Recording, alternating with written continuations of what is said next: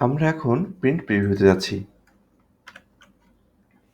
প্রিভিউতে গেলে দেখাচ্ছে যে আপনার বাম পাশে কতটুকু জায়গা আছে এবং আপনার রিপোর্টের কতটুকু ডান পাশে জায়গা আছে। তো আমরা এখন চাচ্ছি যে ডান পাশে বা বাম পাশে আপনার জায়গা কম বা বেশি করবেন, অথবা উপরে বা নিচে জায়গা বেশি বা কম রাখবেন, এমনটা চাচ্ছেন আপনি। তো এই ক্ষেত্রে আমরা একটু কাস্টমাইজেশনে যাব। আর কাস্টমাইজ করতে গেলে আমরা পেজ লেআউট ট্যাবে ক্লিক করব। দেন পেজ সেটআপ গ্রুপের ঠিক নিচে এখানে আমরা ছোট একটা আইকন পাবো।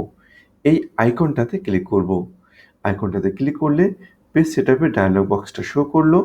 দেন আমরা মার্জিনে ক্লিক করব, মার্জিনস। এখন দেখাচ্ছে যে বাম পাশে 0.75, ডান পাশে 0.75। হ্যাঁ, তো আপনি এখন চাচ্ছেন যে না, আমার বাম পাশে জায়গা থাকুক, কিন্তু ডান পাশে আমার জায়গা বেশি থাকার দরকার নেই। যেহেতু ফন্টগুলো অনেক ছোট ছোট আসছিল, 89% অ্যাডজাস্ট করলো। এখন আপনি চাচ্ছেন যে একটু কমায় দিবেন, স্পেস একটু কম থাক। অথবা আমরা এটাও চাইতে পারি যে দুই পাশেই আমরা কমায় দিব, অর্থাৎ এই পাশেও আমরা 0.5 রাখলাম বাম পাশে, আবার ডান পাশেও আমরা 0.5 রাখলাম।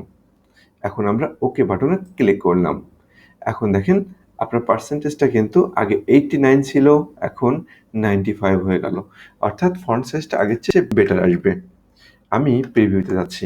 এখন দেখেন আগের চেয়ে কিন্তু জায়গা কমে গেল, আগের চেয়ে কিন্তু জায়গা কমে গেছে দুই পাশে, আর ফন্ট সাইজগুলো আগের চেয়ে একটু বড় বড় আসছে।